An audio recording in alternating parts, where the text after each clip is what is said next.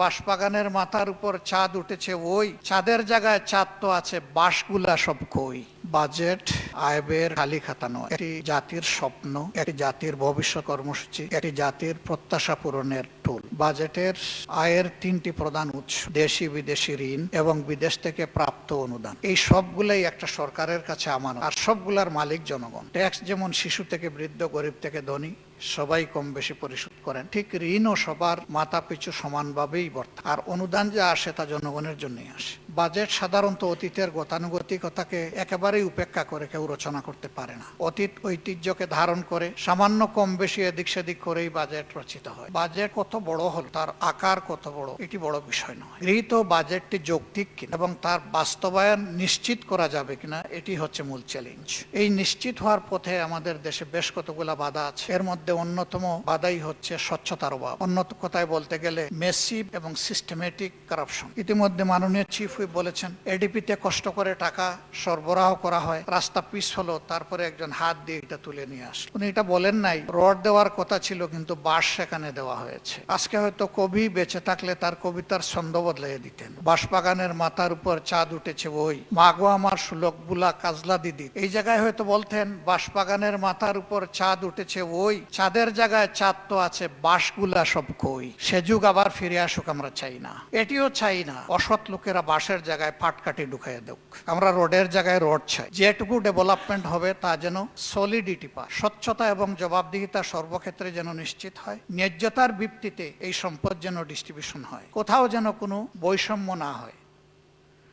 বৈষম্য ইতিমধ্যে কিছু হয়ে গেছে, আমরা আশা করি আগামীতে আর হবে না। এদিকগুলা খেয়াল রেখে সংসদের দুটি অঙ্গ, সরকারি দল বিরোধী দল, একটি যানবাহন চলতে গেলে মিনিমাম দুটি চাকা লাগে, এক চাকায় কোনো যানবাহন চলে না। যদি এই সমাজের যানবাহন সংসদকে ধরা হয়, তাহলে সরকারি দল একটি চাকা, বিরোধী দল আরেকটি চাকা, এই দুইটি চাকার সমন্বয় লাগবে। সমন্বয় যদি ছিন্ন হয়ে যায়, যানবাহন অচল হয়। আমরা গতকাল আমাদের বিবেচনায় এই দেশ এবং জনগণের জন্য আগামী বাজেটটা কেমন হতে পারে সেই রকম একটা প্রস্তাবনা আমরা পেশ করেছি। এটি ছায়াবাদ, কার্যকর বাজেট প্রস্তাবনা আগামীকালে আসবে। আমাদের বাজেট বাস্তবায়নে অনেকগুলো চ্যালেঞ্জ, এর মাঝে বড় একটা চ্যালেঞ্জ এটাও দুর্নীতির পাশাপাশি যে আমাদের যে ফিসকাল ইয়ারটা ঠিক করা হয়েছে, এটা জুলাই থেকে জুন, শেষের দিকে এসে আমাদের ব্যাপক উন্নয়ন হয়। উন্নয়নটা জনগণের নয়, ব্যক্তি বিশেষ। তাড়াহুড়া করে অনেকগুলো অ্যালোকেশন দেওয়া হয়, যেটার মিস ইউজ হয়, ডিসইউজ হয়। কার সম্পদ কে মিস ইউজ করে? সম্পদ জনগণের, এর সুফল পাওয়ার অধিকার তাদের, কিন্তু আমাদের অদূরদর্শিতার কারণে এগুলা হয়েই চলছে। আর বিশেষ করে কিছু কিছু মন্ত্রণালয় আছে, অজর দ্বারায় বৃষ্টি না পড়লে উন্নয়ন শুরুই হয় না। তখন বৃষ্টিতে হারিয়ে যায় সমস্ত উন্নয়ন। একটা প্লি দাঁড়ায় যায় যে অ্যাডভার্স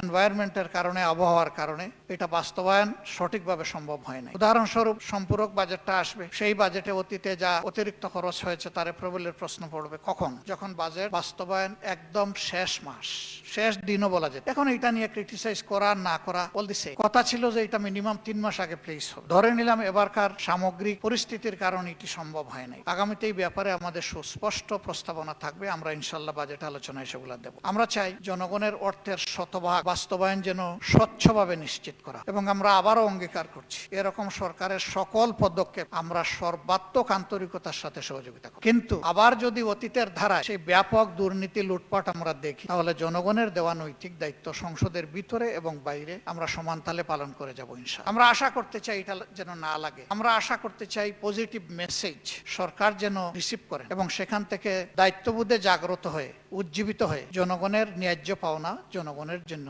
তাদের হাতে যেন তুলে দেওয়া। আমরা আশা করব এই দেশ থেকে আমি সহ আমরা সকলে আমিও লার্নার, শিখতে হবে অনেক কিছু। শিখলেই তো কিছু করতে পারবো, না শিখলে কিভাবে করবো? আল্লাহ তাআলা এই আগ্রহ নিয়ে আমাদের সকলকে এখান থেকে উপকৃত হওয়ার তৌফিক এবং সম্মিলিতভাবে জনগণের প্রত্যাশা পূরণের একটি বাংলাদেশ আমরা যাতে গড়ে তুলতে পারি, সেই শক্তিও আল্লাহ তাআলা আমাদেরকে দান করুন।